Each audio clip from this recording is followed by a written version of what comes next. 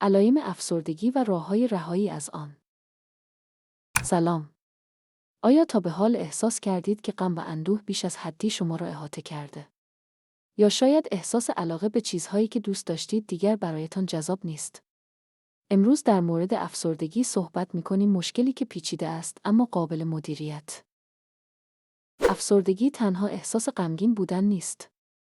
علایمی مانند بی‌انگیزگی، مشکل در تمرکز، اختلال خواب یا حتی تغییر در اشتها می‌توانند نشانه‌های آن باشند. اگر این وضعیت برای بیش از 2 هفته ادامه یابد، بهتر است آن را جدی بگیرید. تشخیص زودهنگام کلید مدیریت بهتر است.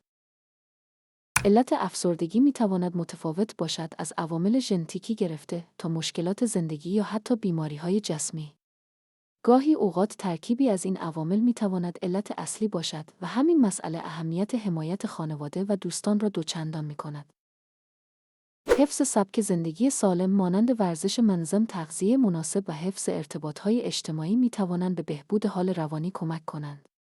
همچنین مشورت با مشاوران یا متخصصان روانشناسی یکی از بهترین روش‌ها برای دریافت کمک حرفه‌ای و مؤثر است.